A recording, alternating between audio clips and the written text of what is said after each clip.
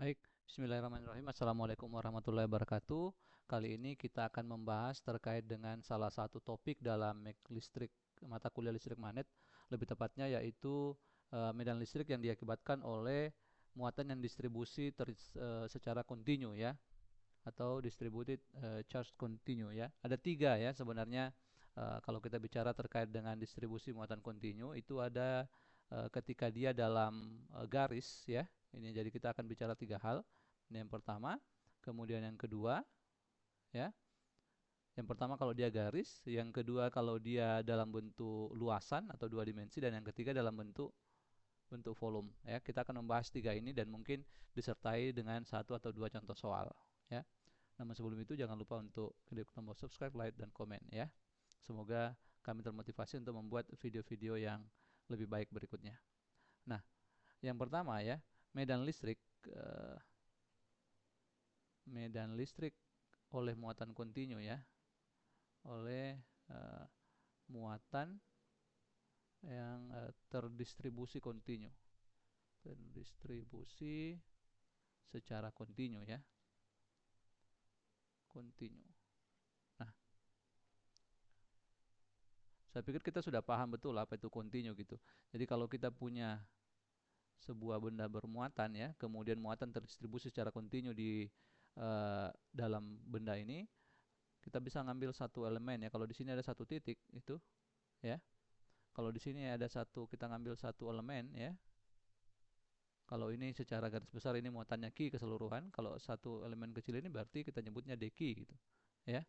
Kalau jaraknya dari titik ini ke titik P itu adalah R ya, maka di titik P itu akan, kalau ini muatan positif ya, maka di titik P itu akan ada medan listrik dengan arah seperti ini.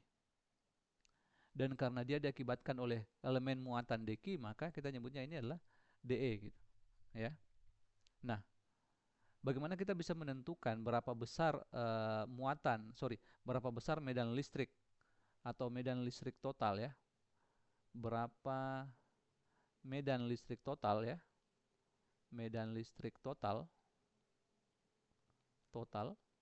atau kita nyimbolnya E di P gitu ya.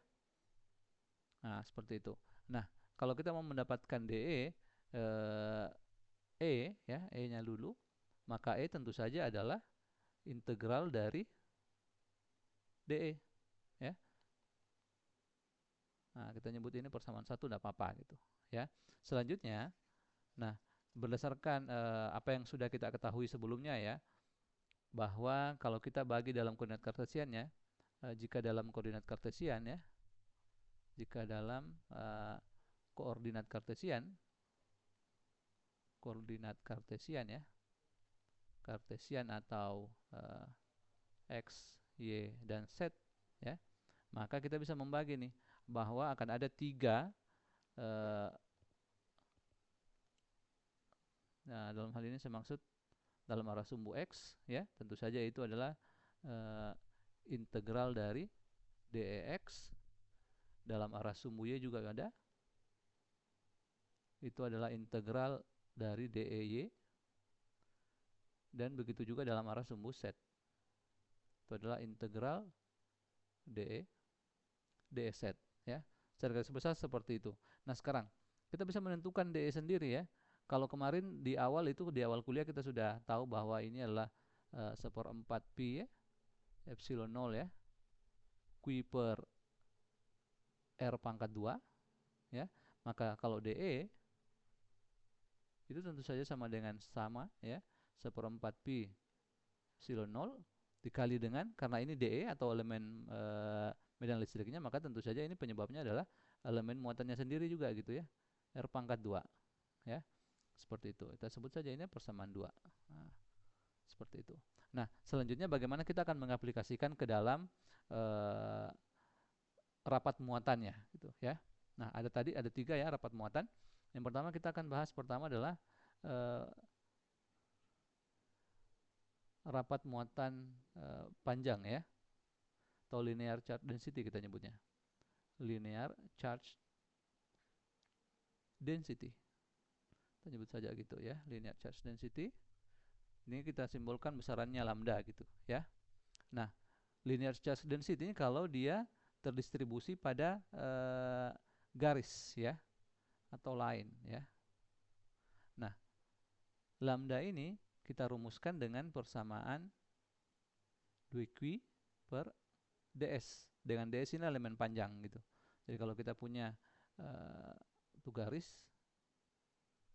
nah ini kita ambil satu elemen kecil sini, ini kita nyebut ds. Seperti itu ya. Atau dengan kata lain kita bisa katakan dari persamaan ini bahwa dq itu adalah lambda ds. Ya. Dan karena lambda adalah muatan persatuan panjang, atau kita bisa nyebutnya dia adalah lambda itu tidak lain adalah muatan persatuan panjang Q per L gitu. Sehingga kalau kita substitusi persamaan ini ke dalam sini, maka kita bisa nulis bahwa dq itu adalah Q per L dikali dengan ds. Ya. dq ini adalah elemen muatan gitu. Ya. Nah, ini untuk linear charge density. Kemudian yang kedua adalah area atau surface charge density ya. Nah, saya sebut saja surface ya. Surface charge density atau rapat muatan persatuan luas. Ini biasanya disimbolkan dengan sigma seperti itu ya. Ikut dengan yang di atas atau sama dengan linear charge density, dia adalah sigma sama dengan dq dibagi dengan dA. Ya, atau dq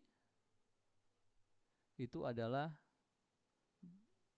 seperti ini ya. Sigma dikali dengan dA. Dengan kalau kita ini, maka sigma ini adalah Q per A. Atau dengan mudah saya bisa menulis dq sama dengan Q per A. Sorry.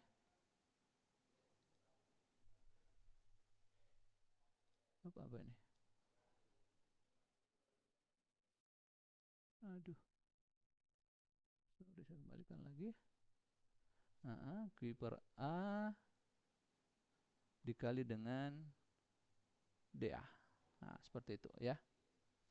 Kemudian yang ketiga itu adalah volume charge density. Volume charge density. Atau kita simbolkan dengan rho ya. Sama dengan massa jenis ya, mungkin karena sama-sama per volume ya. Nah, ini kita tuliskan rho itu adalah dq per dv ya. Atau dq itu adalah rho dikali dengan dv. Dengan rho itu adalah Q per V. Sehingga dengan mudah saya bisa menulis ini adalah Q per V dV ya. Jadi ini sekarang kita sudah peroleh ya 3 persamaan untuk masing-masing charge density ya, ada linear, ada surface, ada volume. Nah, selanjutnya bagaimana kita akan menggunakannya dalam persamaan, dalam contoh-contoh ya, dalam contoh-contoh soal. Nah, kita akan melihat dulu satu contoh untuk linear charge density ya, linear charge density. Misalkan ya, untuk ini contoh soal ya, contoh ya, atau latihan soal. Latihan soal. Untuk yang pertama adalah untuk linear charge density. Linear charge density ya. Density. Jadi kalau kita punya ya sebuah, anggaplah ini sebuah batang panjang gitu ya, kita pakai sumbu XY gitu ya, coba ganti warnanya ini jadi hitam ya, berada pada koordinat kartesian misalkan ya, X Y dan Z ya. Anggaplah ini muatannya positif. Nah, muatannya positif.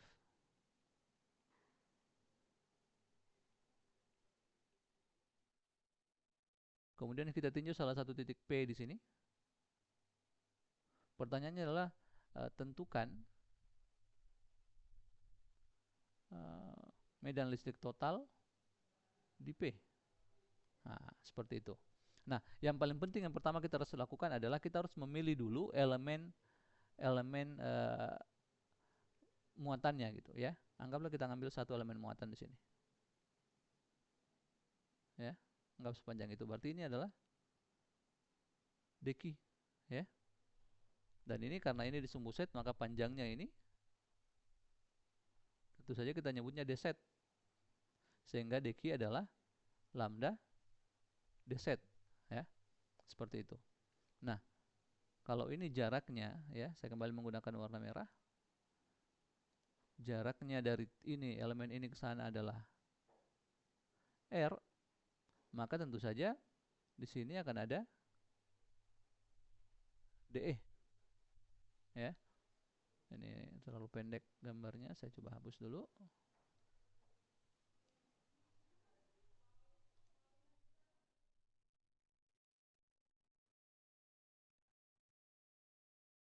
Ini sumbu Y, ya. Nah, ini akan ada DE. Kemudian ini sendiri adalah dari titik ini 0,0 ya. Ini set, kemudian ini adalah Y. Seperti itu. Nah, ini kita bisa melihat bahwa akan ada komponen ke sumbu Y. Kita nyebutnya DEY. Kemudian akan ada juga komponen ke sumbu set. Kita nyebutnya DE set. Nah, seperti itu ya. Dengan ini kita sudah bisa menentukan gitu ya. Anggaplah ini sudut yang terbentuk adalah theta. Nah, seperti itu ya. Kita bisa menentukan. Namun demikian kita bisa menentukan dulu DE-nya ya. DE tentu saja itu adalah sama seperti tadi ya. 1/4 pi epsilon 0 dq per R pangkat 2. Nah, seperti itu. Namun langsung kita ganti ya. Karena dq itu adalah lambda d set dan R pangkat 2 itu kalau kita lihat gambar ini ya. Ini kalau saya gambarkan kan kemudian seperti ini. Ini theta, ini adalah set, ini adalah R, ini adalah Y. Sehingga R pangkat 2 menurut persamaan Pythagoras, ini adalah Y pangkat 2 tambah set pangkat 2 ya. Ini Y pangkat 2 tambah set pangkat 2. Nah, sehingga saya bisa menulis bahwa DE itu adalah 1/4 pi epsilon 0 lambda d set per Y pangkat 2 tambah set pangkat 2. Nah, seperti itu ya. Nah, sekarang kita bisa menyatakannya dalam DEY atau DE set. Nah, kalau ini theta, maka ini juga pasti theta nih di sini nih. Ya. Seperti itu ya. Nah, dari gambar itu kita bisa melihat bahwa DEY itu adalah DE cosinus theta. Sedangkan DE set ya, itu adalah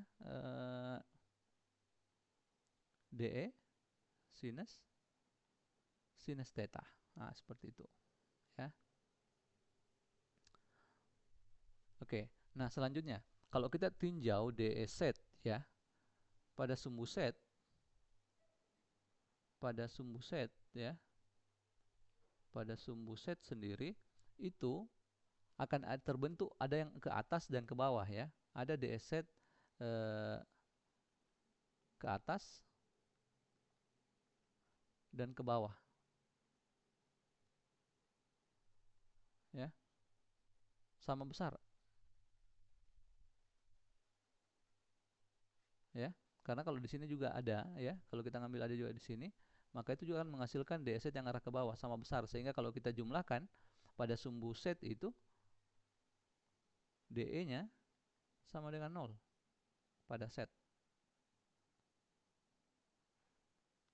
eksis atau sumbu set ya.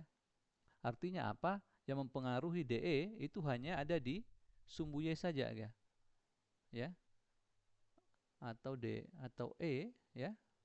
Itu hanya tinggal integral DE DEY saja gitu ya. Itu pun harus kita kali 2 karena ini kalau ada bel di atas maka dia akan sama-sama ke sana nih ya. Kalau tadi pada sumbu Z dia saling mematikan, pada sumbu Y dia saling menguatkan atau dijumlahkan gitu ya. Oke, saya pindah ke berikutnya gitu ya, ke halaman berikutnya. Kita bayangkan tadi gambarnya masih ada ya, atau saya gambarkan ulang. Tadi gambarnya seperti ini ya. Ini positif, positif dan seterusnya. Kemudian ini ada sumbu X, ini ada sumbu Y, ini sumbu Z ya. Ini titik P, ini elemennya di sini, ini R, ini Z, ini Y ya, seperti itu. Ini D. Nah, sekarang karena E itu hanya tinggal integral ya, integral dari DEY sendiri. Ini dari, karena ini panjangnya tidak terhingga ya, ini adalah muatan panjang tak berhingga, berarti dia adalah minus tak berhingga sampai positif berhingga ya. Nah, kita selesaikan dulu ini, sedangkan tadi DE itu adalah 1/4 pi epsilon 0 lambda dz dibahagi dengan y pangkat 2 tambah z pangkat 2. Nah, seperti itu. Dan DEY itu adalah DE cosinus theta ya. Sehingga kita bisa melanjutkan nih ya. Ini E sama dengan ya, integral tak berhingga sampai tak berhingga. DEY itu adalah DE cosinus theta, atau E sama dengan integral Z dari tak berhingga sampai berhingga. DE itu adalah 1/4 pi epsilon 0 ya, dikali dengan lambda dz per y pangkat 2 tambah z pangkat 2 cosinus theta ya. Seperti itu. Kemudian kita lanjutkan, ini bisa kita lanjutkan. Ini tanda ini bisa berubah nih sebenarnya ya.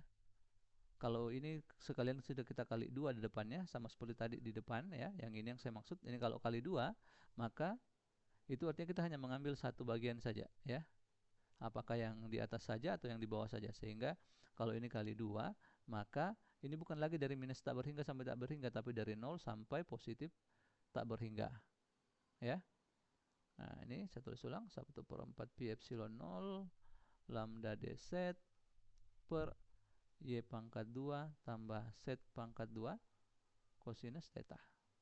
Ini bisa kita keluarkan yang konstan ya dari tanda integral. E sama dengan ya 2/4 berarti 1/2 nih, ini lambdanya boleh keluar, per 2 pi epsilon 0 integral 0 sampai positif tak berhingga dz per y kuadrat tambah z kuadrat cosinus theta. Nah, seperti itu ya. Selanjutnya kita bisa menyederhanakan atau menyelesaikan lagi ini ya.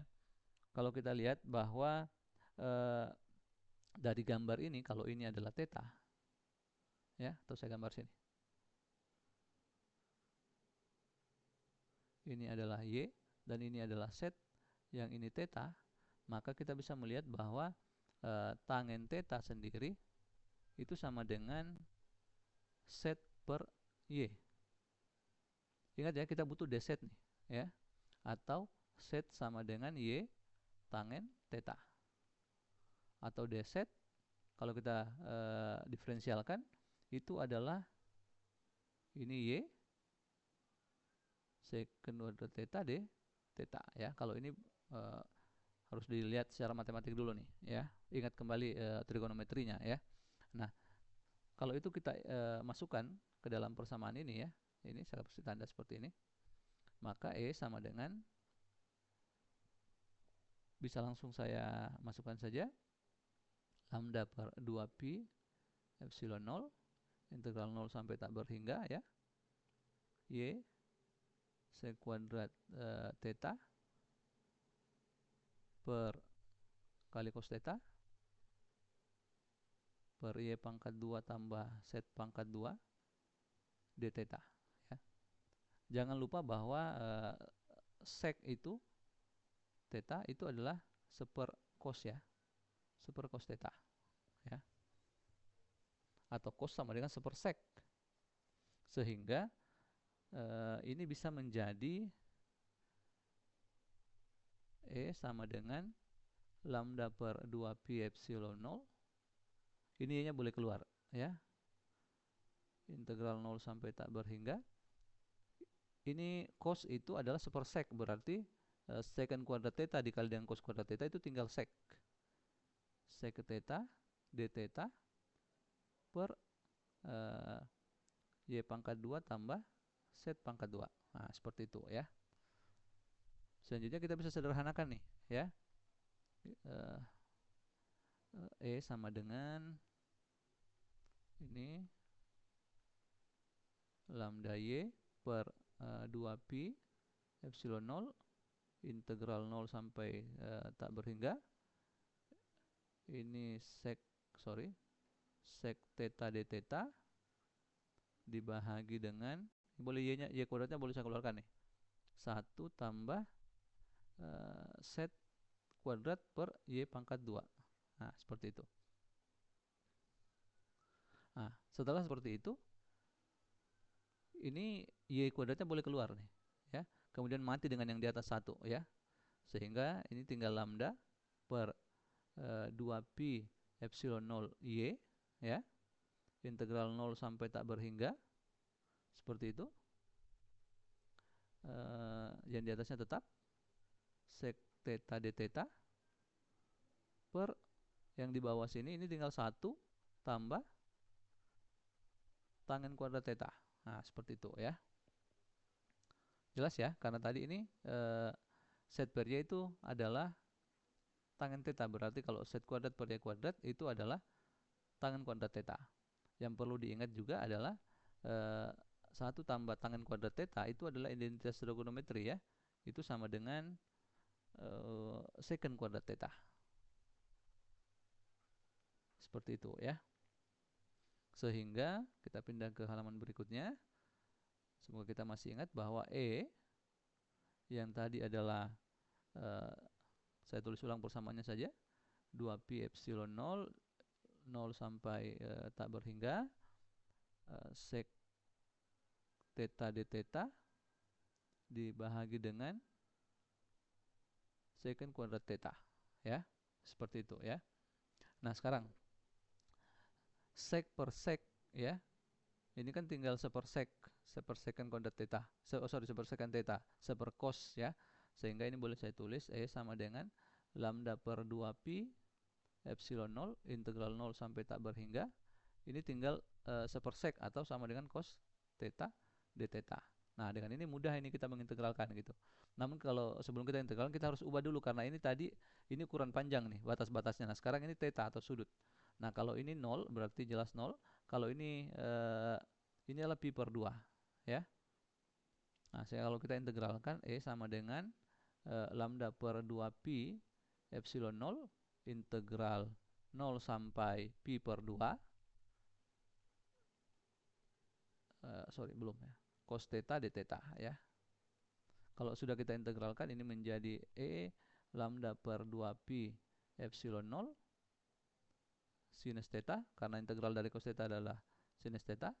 Ini dari 0 sampai pi per 2 ya, atau sama dengan lambda per 2 pi epsilon 0 ya dikali dengan sin pi per 2 dikurang sin 0. Ini sin pi per 2 adalah 1, sin 0 itu adalah 0, sehingga hasilnya adalah lambda per 2 pi epsilon 0. Nah, seperti itu ya.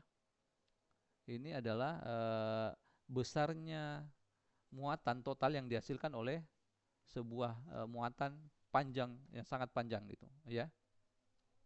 Oh, ada tadi yang tertinggal 1 di belakang ya. Ini di bawah ada Y-nya ya, ada Y. Sehingga ini ada Y di sini ya.